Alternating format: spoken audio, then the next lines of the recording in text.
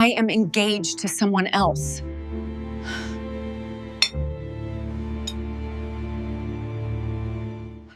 Imagine sitting at a family dinner. Laughter in the room, dessert on the table, nothing unusual. Then your wife stands up.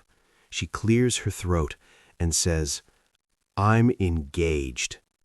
Not to you, to someone else. 7 years of marriage, and she chooses that moment to end it in front of everyone. But here's the part that made it worse. When she said his name, it was someone I trusted, someone close, someone I never suspected. That night, I thought my life was over. I had no idea it was only the beginning. Stay with me. It was supposed to be a celebration. The dining room at my mother's house in Charleston, South Carolina, glowed under warm chandelier light.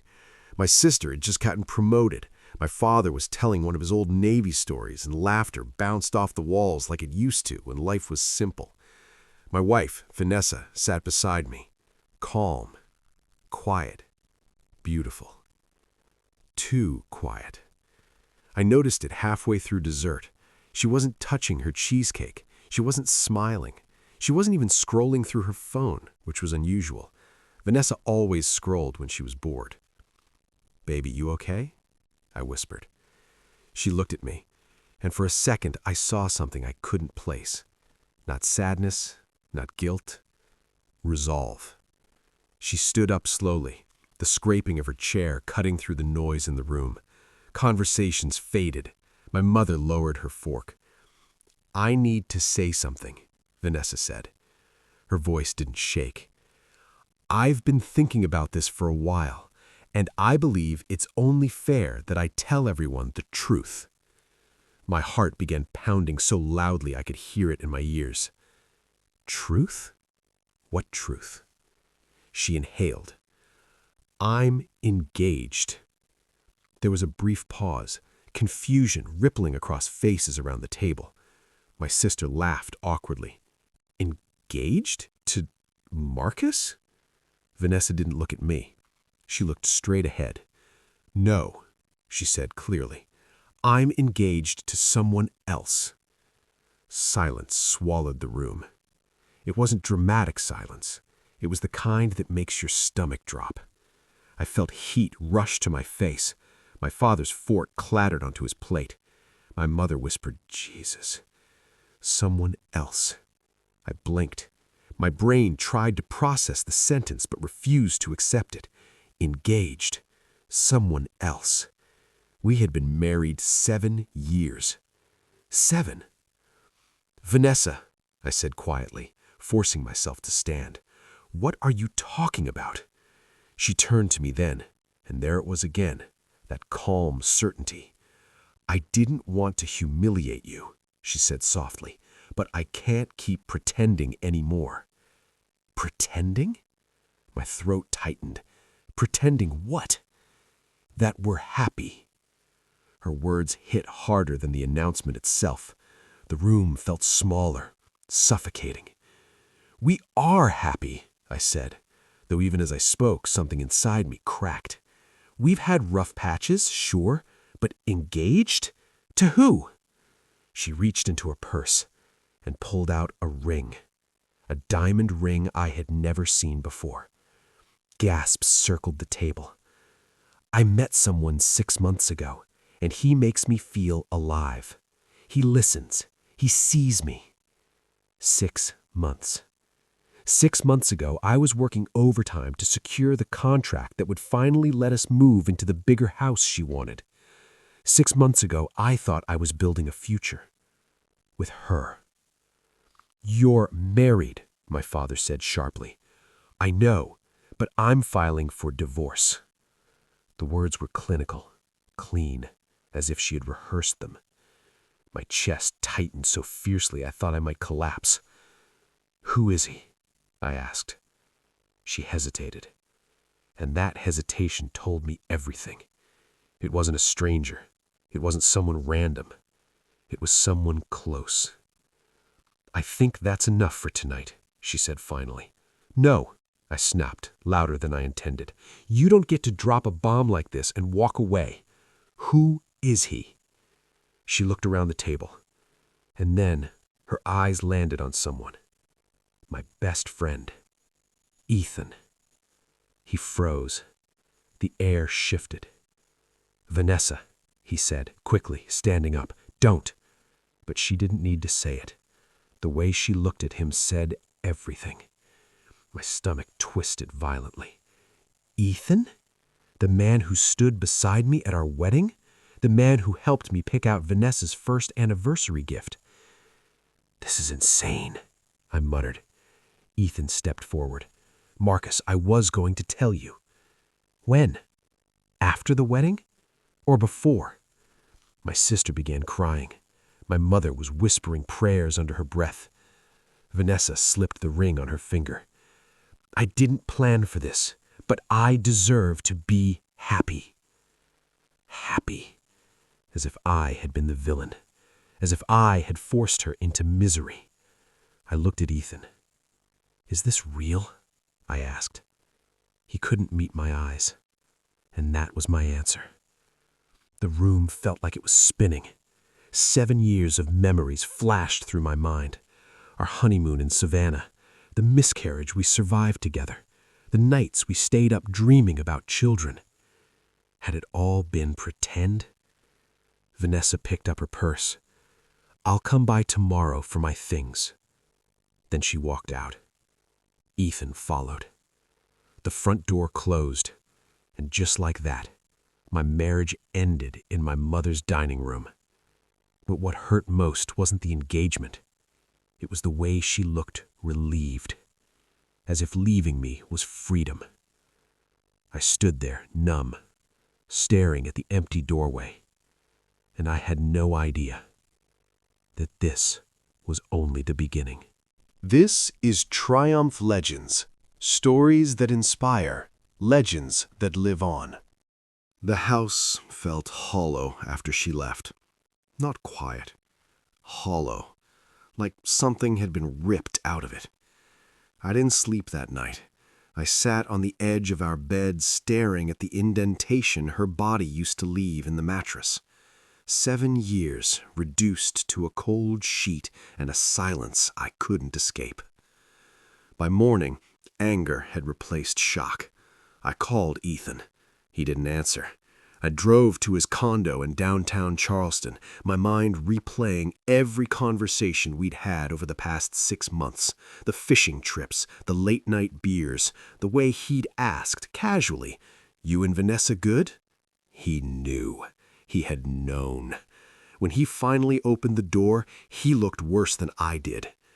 "You shouldn't be here," he said. "You shouldn't have been in my marriage," I shot back.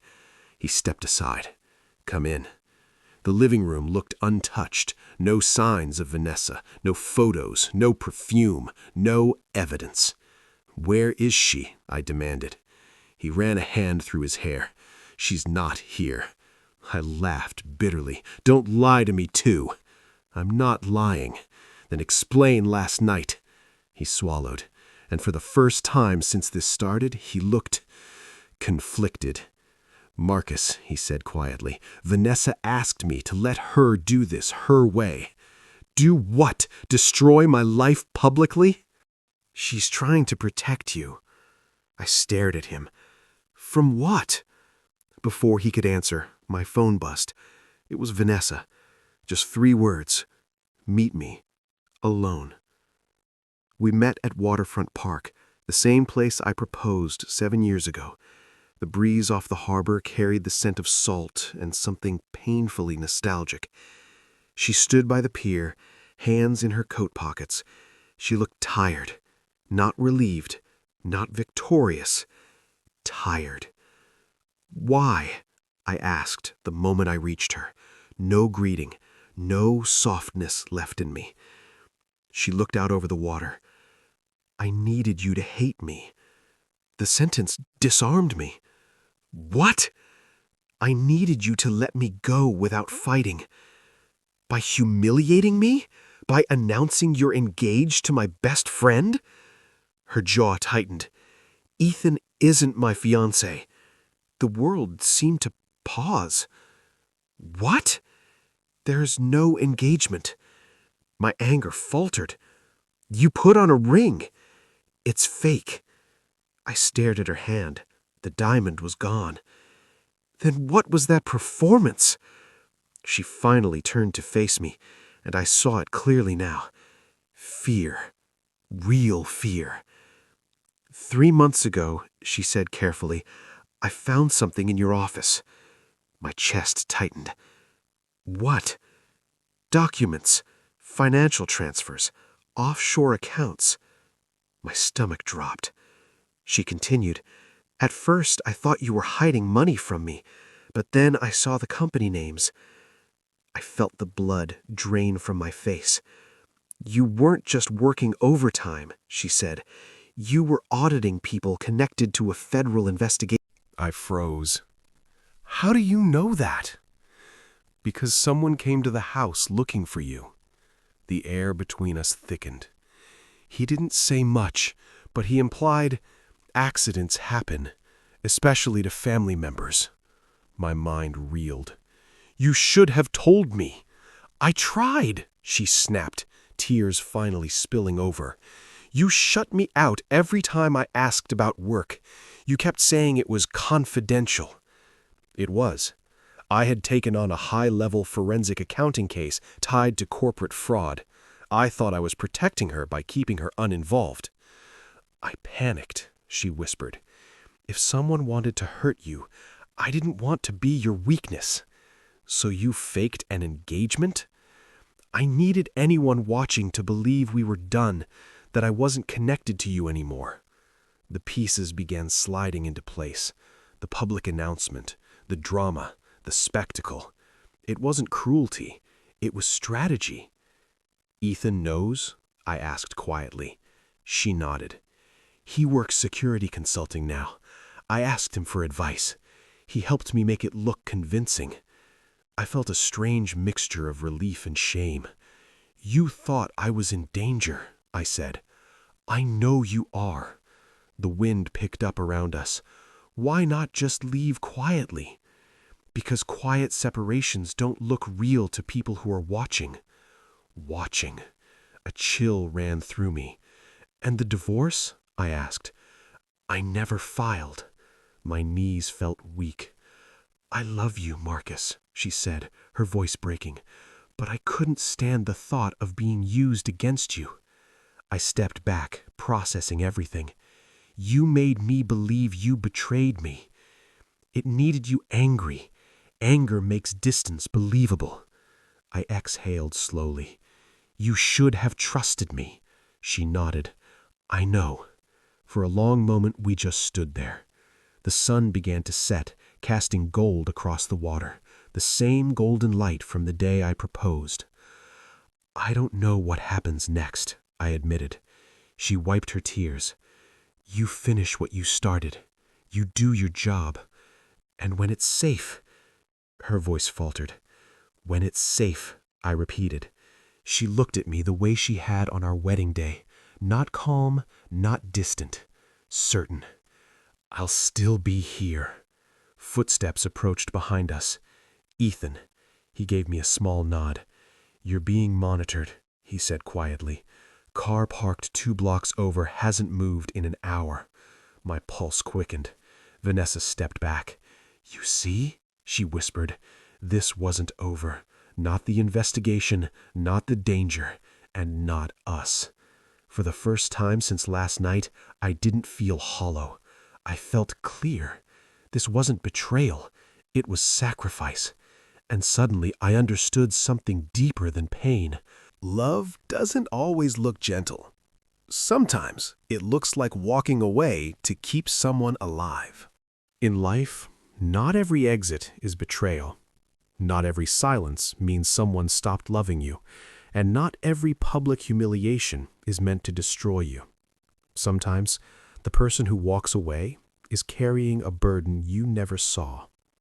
Vanessa didn't leave because she stopped loving Marcus. She left because she was afraid. Afraid of losing him. Afraid of becoming his weakness. Afraid that loving him openly might cost him his life. And here's the truth we rarely talk about. Love isn't always soft. It isn't always romantic. It isn't always easy. Sometimes love is strategic.